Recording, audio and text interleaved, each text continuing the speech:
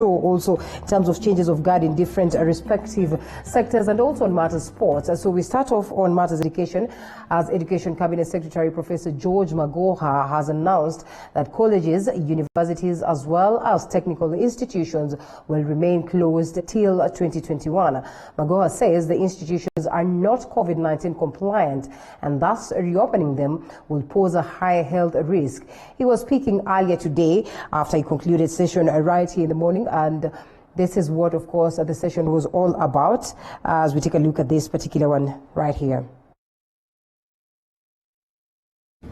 With the COVID-19 protocols, the last TTC I went to was yesterday, and that was in Machakos, but I have been to many others, including Regi,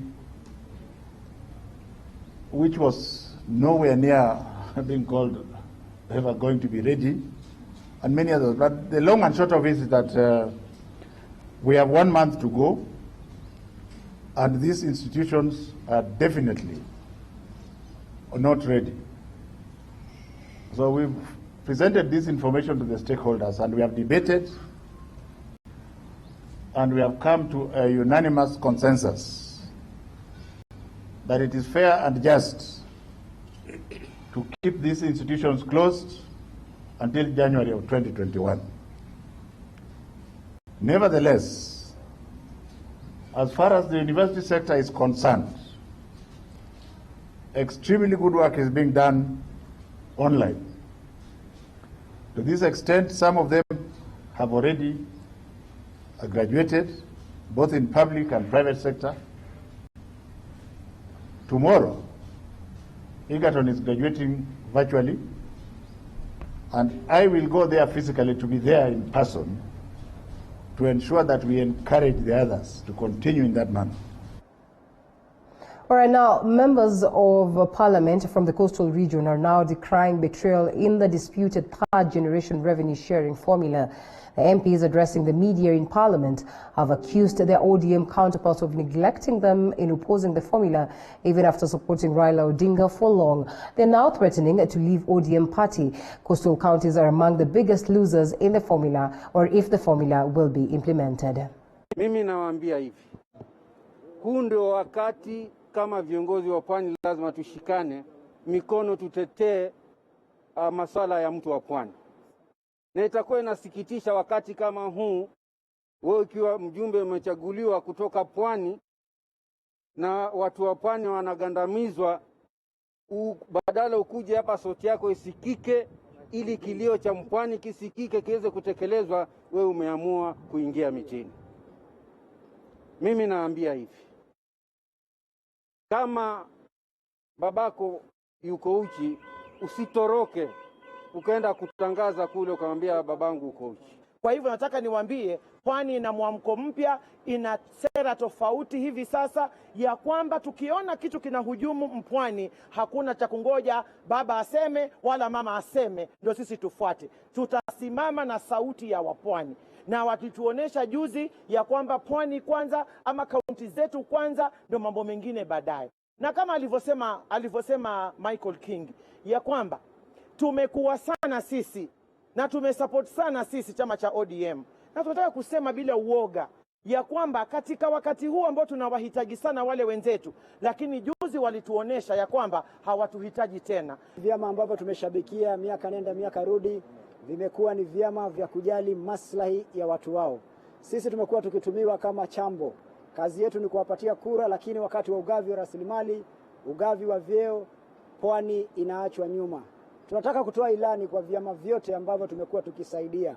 Tuwaambie ya kwamba sisi tutakuwa na chama cha wapwani ambacho kitazungumzia masuala ya wapwani. Tutasimamisha vijana wetu na chama hicho, na tutafanya mazungumzo na chama chochote kile ambacho kitakuwa kinaamua kufikiria mambo ya pwani. Tutakaa on the same table, high table. Hakuna mambo ya kaa chini tena. Tutakaa on the high table na tunasema this is our conditions if you want us to work with you. And Milimani Law Courts and Rongo Courts have been closed for 14 days after COVID-19 cases were reported among members of the staff. In a statement to the newsrooms, Chief Justice David Maraga said that all urgent matters will be heard through online platforms effective July the 30th. He said a staff member who had tested positive had been in contact with several other members of the judiciary, thus necessitating the urgent closure. Members of the staff at Milimani Law Courts will self-quarantine and thereafter get tested before resumption of operations at the court station. And moving on to a different story altogether, CIA Governor Cornel Rasanga has been put to task to explain the expenditure of 170 million on projects that were not budgeted for in the financial year 2016-2017. Appearing before the Senate County Public Accounts and Investment Committee, chaired by Kisii Senator Sam Mongeri, Rasanga was at pains to explain how the projects were started despite them not being budgeted for. The county executive revenue was budgeted at Kenya shillings 6,845,341,860 against actual receipt of 6.002 billion, representing an overall undercollection. Number two, the county commenced the process of preparing its valuation roll. The consultant has already submitted the draft valuation roll, awaiting cabinet approval. See a letter of submission. So if you look at Annex 18, you will be able to see the extract of revenue register as it stands now, and of course the consultant submission letter on the rates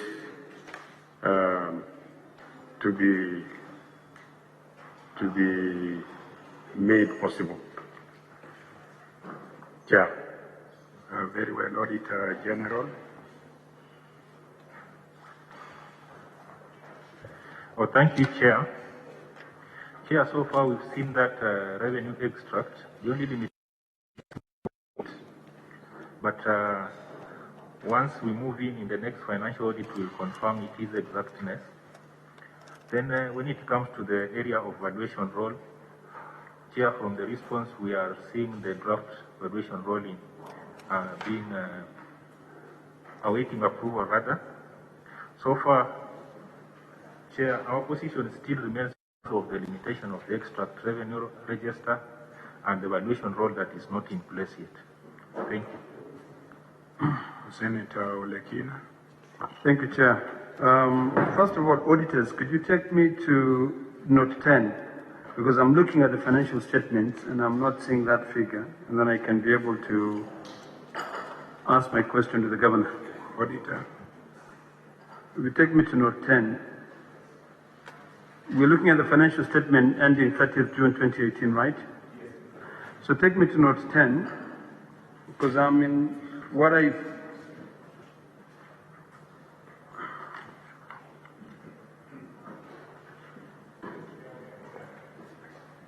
And then show me where that figure of 37 million is.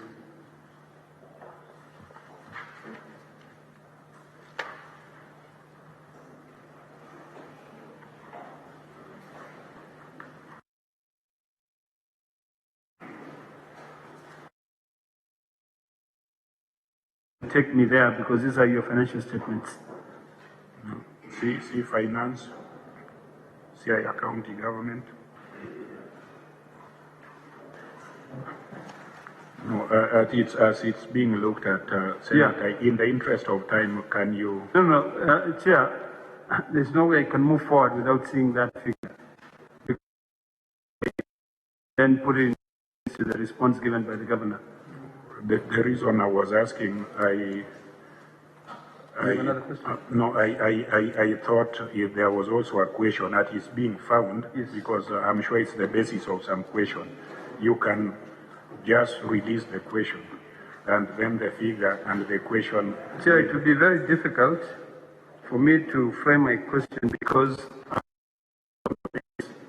I want to compare with the previous year receipts, because the issue is very clear. Single business permits and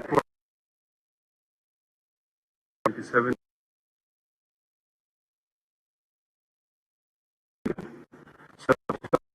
with the previous financial year with the current year to see where the loopholes are, so I can be able to understand.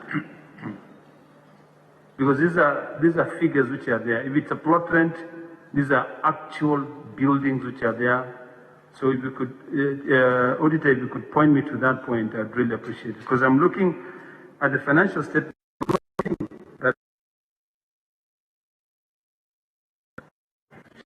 Chair, yes, auditor. If you look at on page 25.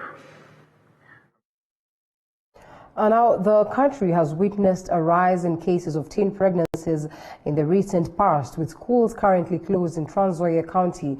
Now, the teen mothers have also been taken to a rescue center, as Boniface Baraza now reports. This is Kitale Family House of Hope, a rescue center for victims of defilement and teen mothers.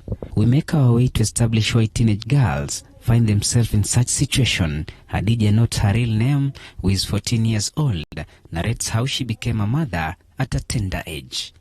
Mimi ndo first born kwetu. Tulikuwa watoto watano. Wakati mamangu alienda, mimi sasa ndo nilikuwa nawapikia. Mimi ndo nilikuwa nawafulia. Mimi babangu alikuwa ananichukia. Walikuwa akitaka kitu kwa shule kwa kunipatia. Nikienda penye mamangu akawa ananitusi. Sasa mtu mwingine alileta hapo kijana alikuwa anajenga nyumba. Alikuwa akikuja kwetu. Ndo akanipatia mimba. On arrival, you will find these young mothers in classes learning different life skills which will give them livelihood once they live here. Some of the skills they learn include cooking and tailoring. Kila mmoja wao amepata skill fulani. Kwa hivyo kila mtoto mwenye ako hapa hivi at least anajua kupika vyakula vyote. Alafu tunapeana training in tailoring and dressmaking. According to Bishop Edward Hawea, the founder of this home, over 40 teen mothers are taken care of in this facility. Kufikia saa hizi tumerescue watoto 47. Wengi wao wanakuja, wengine wako na mimba, wengine wamejifungua, wanaishi hapa wakati wanaendelea kupata justice. Alafu wengi wao kwa tunawasaidia wanaenda kwa shule ili tunawapatia nafasi wakati wanaendelea kusoma, watoto wao pia tunaendelea kuwalea. Na wale ambao tayari wamepata mimba tunawapatia nafasi ili waweze kusoma tena.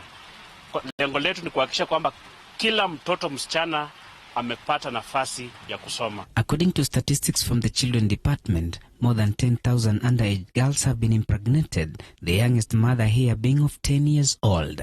Ni watoto zaidi ya 10,000 wale wamepachikwa mimba kwa miezi 12 iliyopita.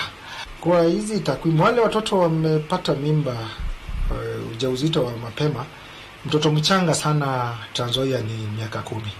However, parents carry the lion's share of the blame for neglecting their children. Aston Maungu is the coordinator of Children Department in Trans Nzoia County.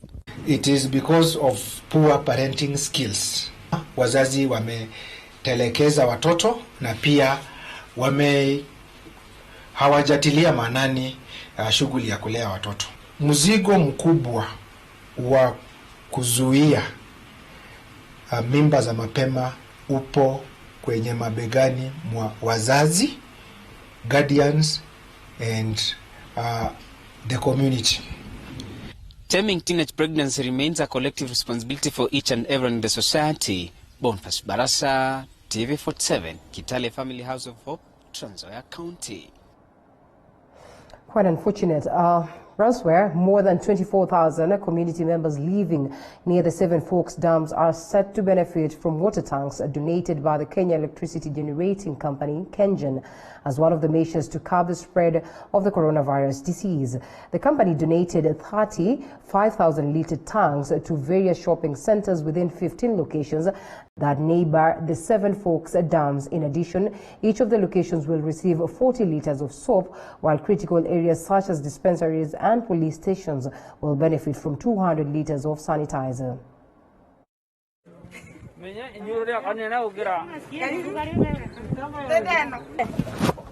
Jen. Kuna mzee. Official handover ya soap. Tuko na mtungi. Uzeni mtungi. Zingine tunataka kupeana maji lakini hakuna nini? Hakuna matangi. Ndio tukapeleka request kwa ofisi yetu kwa haraka, tukapewa pesa na tukafanya tenda. Ningewaomba mtumie hii tangi vizuri. Hii maji ni ya kunawa mkono, si ya kuenda kupeleka nyumbani kupikia ama kufanya jambo lingine ama kuoshea manguo. Tuzidi kuzingatia zile masharti ya Ministry of Health. Kunawa mkono, kumaintain usafi, kuweka mask. Leo hii tumepeana hata mask hapa, na pia tumeleta hizi tangi pamoja na sabuni ambao mtatumia. Alafu vile tunaishi hapa, kama kuna shida mnaleta na tunaongea na tunaelewana na tunaendelea mbele. It's pretty much commendable right there.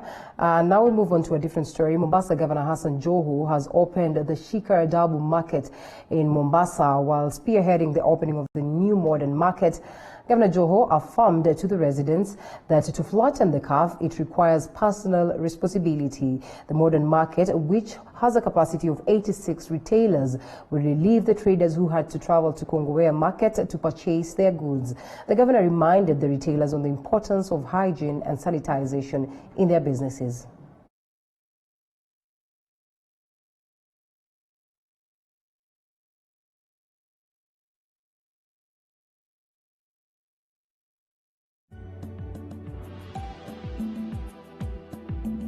Vita vya COVID leo kufanikiwa. Kuna watu ambao wamechangia kwa kila aina. Mimi nimesimama, our county commissioner stood with us, wafanyabiashara stood with us, my team here led by deputy governor alingangana hapo. Elsewhere, stakeholders and leaders from Homa Bay have come with new strategies to start renovations of schools in the area, especially girls' schools, that is, in preparedness for next year's school reopening. The leaders also distributed sanitizers and sanitary towels in schools. The leaders, most of whom are women, also expressed their concern over the rising number of teenage pregnancies in the county of Homa Bay.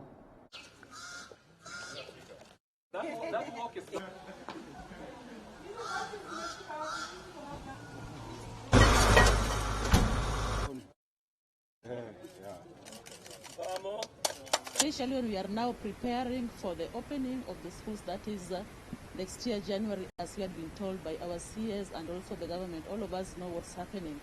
How I want to request everybody in the country, just as Madam has said, that we take care of everybody. Let's take care of the girls. As a matter of priority, is that we are strategizing, putting ourselves in a good position with the new curriculum that is incoming. That is the competence-based curriculum. We want to tap into competencies that are necessary for various skills development for work. Rand communication giant Safaricom has appointed Michael Joseph as the new chairman of the board. His appointment comes after a 13-year reign of Nicholas Nganga, who served as chairman and non-executive director since 2007. The company says that Michael Joseph will be tasked with overseeing the operations, leadership and governance of the board, ensuring effectiveness and setting the agenda. Michael Joseph previously worked as the CEO of Safaricom from July 2000, when the company was relaunched as a joint venture between Vodafone UK and Telkom Kenya until his retirement in November 2010.